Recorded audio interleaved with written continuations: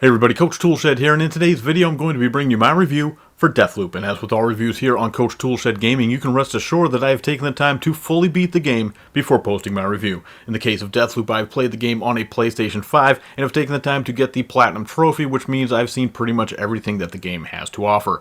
I also took about a dozen hours or so and spent the time invested in messing around with the game's PvP invasion system so I can give you the most full and accurate picture of the game as possible in my review. So without further ado, let's just jump right in to my review for Deathloop. Now, this game is brought to us by ARKANE'S Studios. This is a company that is most recently known for the work on the Dishonored series and Prey back in 2017. They make mostly what is known as an immersive sim, which gives the player a lot of freedom and control and choice as they go through the game, which is mostly a linear style experience that you can play out in multiple different ways based on the choices that you decide to make. There's generally morality systems in these Arkane games, and you will have different abilities that you will have to choose from as you make your way through the game, and they will change and dictate how you make your way through the game world in their previous games. Unfortunately, if you are a fan of that style of gameplay, Deathloop throws that entirely out the window. There is no more aspect of an immersive sim here that Arkane is most famous for over the past several years. So if that's something that you're looking forward to, unfortunately, you're not going to find it here. Every player is going to play the game basically the exact same way. You'll have access to the same weapon pool, the same amount of abilities, and you will have to do basically the exact same thing to the exact same targets with very little variation allowed as you make your way through the game. Now, the main premise of the game is that you are a character called Colt, and you are living on an island filled with people who are basically Borderlands 3 rejects, and you have to figure out a way to break the time loop that is caused by a mysterious anomaly on the island that everyone is living on. Colt wants to break the loop to cause this all to end, and there are 8 main characters in the game called Visionaries. These are your main targets that you have to figure out a way to take out within one 24-hour time span. Now, the day is set up into 4 separate time frames: morning, noon, afternoon, and evening. There's also 4 separate maps to go on, and you will have to go to each of the maps at various times of the day to get clues that will tell you how to figure out how to get each one of these characters where they need to be so that you can assassinate them all in the same day. That is your primary objective throughout the entire game, even though the story doesn't really support it very well, but we'll get into that a little bit later. So this seems like a pretty interesting setup. The problem is that as you progress through the game, every single thing you need to do is told to you what to do every single step of the way up to and including the final missions of the game. Your final day cycle is going to look exactly like mine. As a result, unlike other Arkane games, you're really not going to have any reason to go back and try to play this game through a second or third time to try to see if things will change like they do in Dishonored and Prey. And the reason I keep bringing that up is because I feel like there's going to be a lot of people going into this game expecting the typical sort of Arkane decision-making and immersive sim, and Deathloop is not that type of game, and you do need to be aware of that because I don't think a lot of reviews that I've seen really focused in on that. Something else that I've seen mentioned again and again is that this game is a roguelite. This game does not fall into that category. The only reason it's said because of that is because you're playing the same areas again and again, and the fact that if you do die, you will lose whatever you have equipped or whatever you have in your pockets, as long as it's not, and this is the key here, as long as you don't have it infused with a resource found in the game called residuum. The thing is, you will find so much residuum in the game, an overwhelming amount, in fact, to the point where by the time I was halfway through the game, I stopped even bothering picking it up. I stopped looting it off the Visionaries after I took care of them. I stopped bothering with their slabs, which is the special abilities that they have, which give you a huge amount of this resource residuum. I stopped bothering picking up weapons. I stopped bothering picking up trinkets because I had so much of the stuff. So the fact that I've seen reviews saying that, oh, you lose all your stuff when you die. First off, it's very hard to die. You have 3 lives before you die. You can revive twice. So if you're dying, you might not be that great at the game. You shouldn't be dying that much. Maybe once in a while, yes, but you shouldn't be dying that much. The AI itself is not super difficult. We can talk about that in a little bit as well.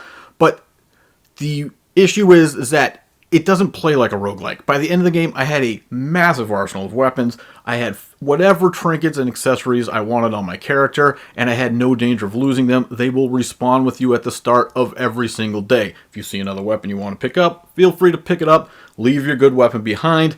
It will respawn again at the start of the day as long as it's infused. And again, this resource is so plentiful that any reports or any worries you might have about losing your gear when you die, throw that out the window. If that's happening to you, you're probably not scavenging the game properly. You're not going through the levels and collecting the stuff you need. Like I said, I had more than enough stuff before I was halfway through the game. So it's not something you need to worry about if you're someone who doesn't like roguelikes, you don't like the idea of losing all your stuff. I had weapons that I never lost the whole game. I had skills I never lost the whole game. I had duplicate upon duplicate upon duplicate, to the point where it was so redundant, it was actually getting annoying that I had to keep going through and dismantling it all, so I just stopped picking it up. It's not necessary. You don't need to worry about it.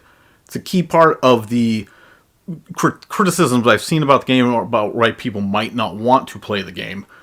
If that's a reason why, get that out of your head. However, before I get too much deeper into some of the stuff I want to talk about in regards to the writing and some of the gameplay issues that I had, I do have to say that when it comes to whether or not I would recommend someone pick this game up, I was thinking about it, and I didn't have a single person that I know personally that I would say, you know what game you would really enjoy is Deathloop. You should go pick up Deathloop. It's definitely the game for you. Because I don't know who I can say that about. If you're someone who's really into first-person shooting, I don't think the AI is competent enough. I don't think it's challenging enough, and I don't think the mechanics of the shooting are really all that great to begin with to put it anywhere above the mediocre level. If you're talking about whether you're into arcane games, as I said, it doesn't really fit the bill as far as their previous titles, so if you're someone who enjoys the immersive sim aspect, it's not really there. And if you're talking about the writing, oh boy, let's get into the writing, because this is a key point of contention for me. Because I've seen so much talk about, oh, the writing is great, the characters are great. I am so sorry.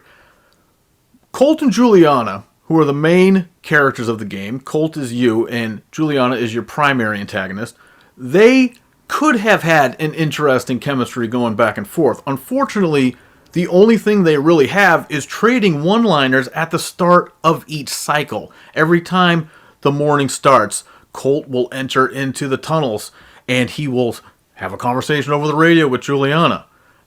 Then when he leaves, he might have another conversation. And then at the start of the noontime cycle, he will have another conversation. Start of the afternoon, he'll have another conversation. But they only last a couple of sentences. They're not really anything deep. And it really is all just setting up backstory. The problem is that this game relies almost exclusively on backstory, to the point where when I was done with the game, I sat back and realized that the game wasn't even telling a story to begin with. So the praise for the writing, to me, is quite frankly baffling. Characters are part of a story, but they don't tell a story. Expositional lore, background lore about the island, background lore about the characters, while it is necessary to build the setting, it also doesn't tell a story. There's no plot line there. There's no progressive plot to this story. There's no call to action for the main character other than he has to break the loop. However, if you play the game, he runs into multiple versions of himself that tell him not to break the loop. So he doesn't have a clear-cut motivation. The antagonist does not have a clear-cut motivation other than she likes to party and everything is great here. And if you play the game, one of the things you find out is this has been going on for thousands and thousands and thousands of years, apparently, where the antagonist just keeps wanting to reliving this same ridiculous day on this island full of obnoxious people, characters who, like I said, be rejects from Borderlands 3, characters who the primary way that they try to build up the main enemies is to just have the most generic, oh, I'm talking loudly and crazily over a loudspeaker. That doesn't help build the character. I don't know anything about these characters aside from the most basic background. You don't have any round, full characters here. They're just the most basic two-dimensional characters you could possibly write. And somehow this is what passes for great writing these days? These are great characters? I suppose if you loved the characters of Borderlands 3, or if you loved the Wolfenstein Youngblood characters, maybe this is the thing for you. But I can't believe that this is what passes for quality character writing these days. These characters are completely shallow. Nothing happens in this game to progress any sort of plot along whatsoever. There's no rising action. There's no climax. Nothing happens. There's no resolution. There's not a story here. Yet the writing is being praised all over the reviews that I see. It's kind of insane to me. I'm kind of thinking back to a couple other games that came out not so long ago where the writing was being praised and yet didn't really make too much sense. This, however, is different. At least some of those other games told stories. This game is not even doing that in a proper manner whatsoever. Backstory isn't a story. Characters are not a story. There's no plot. This is a problem with the game, and I can't believe how much praise the writing is getting for Deathloop. To me, it is an absolute joke. The writing in this game is not good. I have no reason to hate these villains other than the fact that they're just kind of annoying. It's almost as though the people who were tasked with writing the game sat down, wrote out some characters, gave them a bit of a backstory, wrote a basic premise for how the anomaly of the time loop works on the island, and basically just ended it there.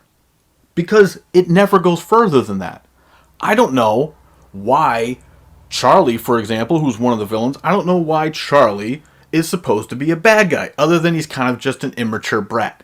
He's a game developer, but apparently he's also kind of evil and he needs to die. Fia, don't know what her deal is other than she likes to do drugs. Why is she evil? I don't know, but apparently she's gotta go. Igor, what's his deal? Oh, the classic mad scientist trope that everybody hates for no apparent reason. Again, she's gotta go. You got the rich one, Alexis.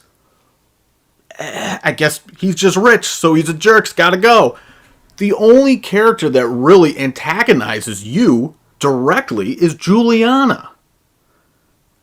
Juliana, again, there's no depth there. It's not a good character. Just because someone is loud and brash and has good one-liners now and again, that doesn't mean it's a good character. You can have a little bit of fun with it, but there's no depth to these characters. It's a joke. It's an absolute joke. The other issue is the setup of the island itself. When you really sit there and think about it for more than just a couple of minutes, and you consider how everything is supposed to work, a lot of it is just not explained fully, or if it is, it's just explained away under the reasons category in some sort of audio log or computer log that you can find somewhere in the game. There's not really any good explanation for anything other than, oops, it's an accident. Why can't people remember? It was an accident. How come only these two can remember the day? It's an accident. How come this? How come that? How come this? How come that? There's never good answers for anything, and the entire logic of the island collapses in on itself if you give it any thought whatsoever. So don't bother doing that. However, if you don't want to think about any of that, if you don't care about the story, if you just want to listen to some catchy little music, bebopping around and go around and linking some enemies in the head with the Nexus skill and headshotting them and watching them all fall down, and you can get some enjoyment out of that, and don't worry about the characters or the story, that's fine. You can probably have some enjoyment out of the game. I think the game overall is kind of just slightly maybe above average. I don't think it's necessarily good. I think it is by far the weakest of any of the Arkane games that I've played in the past decade, at least. Since the PS3 era, I would say it is definitely the weakest Arkane game that I've played. I have no reason to go back to it. I will also say that I had way more fun and excitement playing the PvP invasions as Juliana invading other players' worlds than I did actually playing the game as Colt, which I think says a lot. Because the invasion system is not all that great, but it was just so much more interesting and unique than actually playing the game. I think that says a lot. And I don't think that it says anything necessarily good about my enjoyment for the game. And again, I don't know who I could necessarily recommend this game to.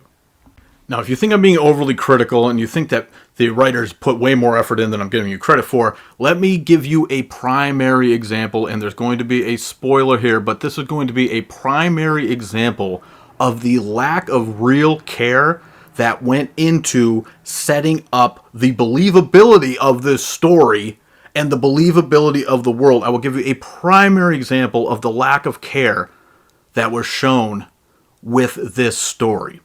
Spoiler alert, and I'm going to be spoiling the only real quote-unquote twist that's in the game, even though if you're paying attention whatsoever, you will know what this twist is coming hours before it actually gets revealed. But, drumroll please, Juliana and Colt are related.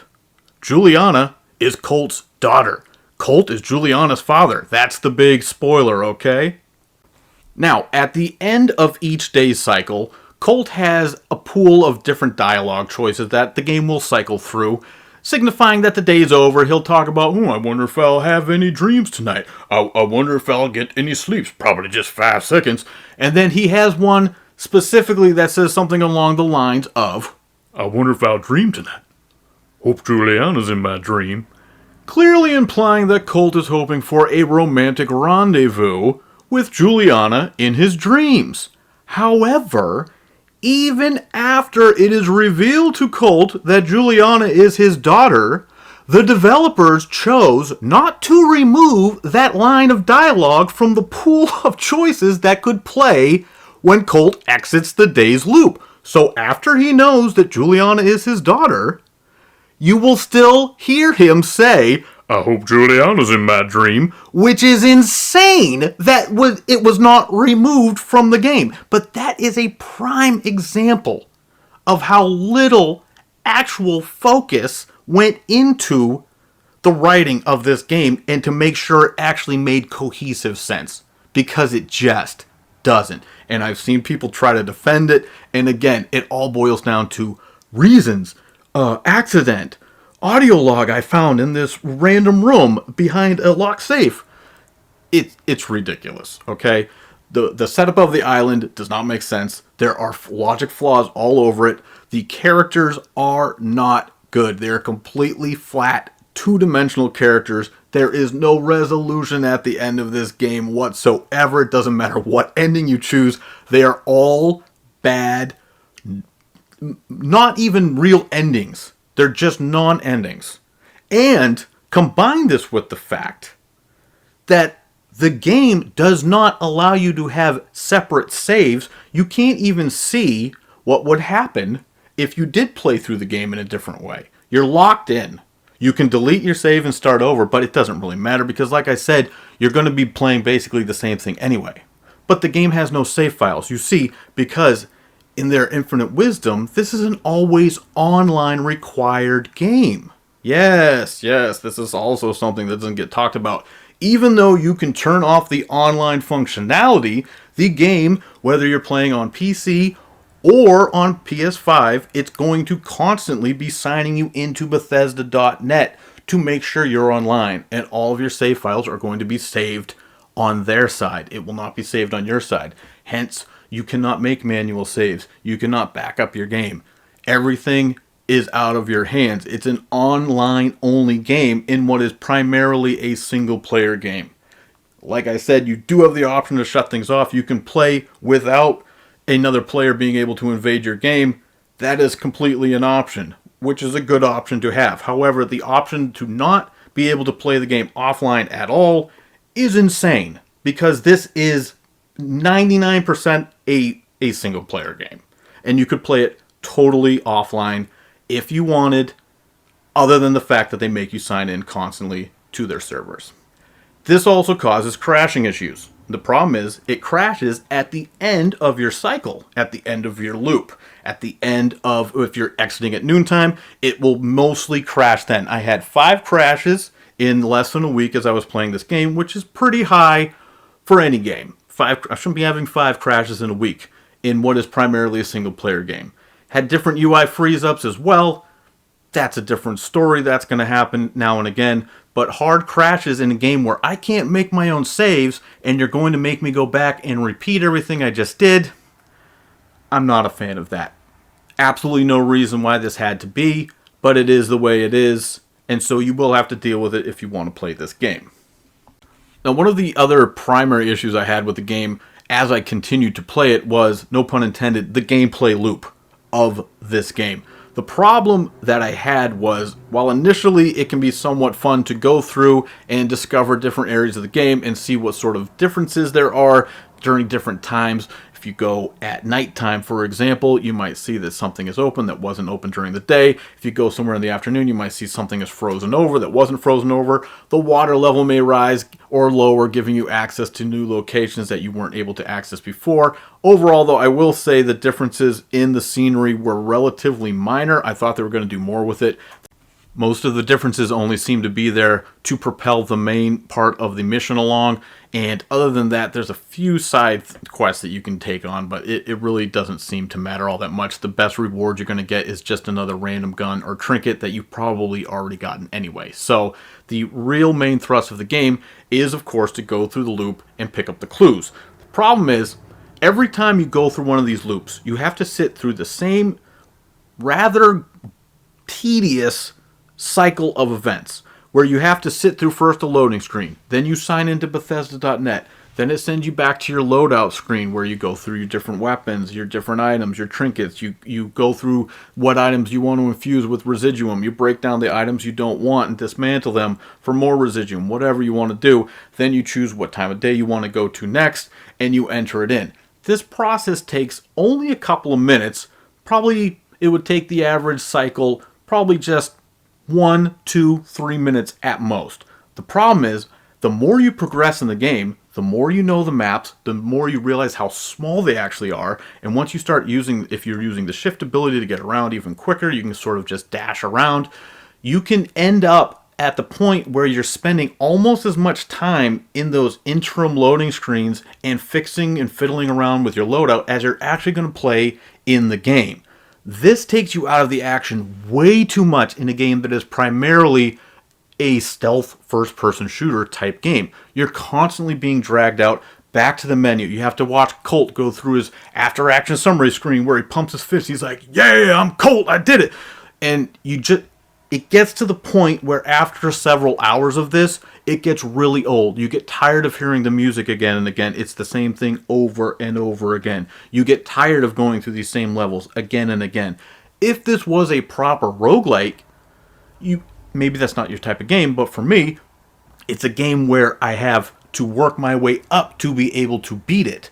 This game is the exact opposite. You end up having to beat it again and again and again, but you don't actually feel stronger. You just have to go through it and do it a slightly different way the next time, because the first way you did it isn't the way it needs to be done at the end of the day for your final loop. You can take out targets in various ways the first or second time you see them, but eventually you are all going to have to condense it into the same exact cycle.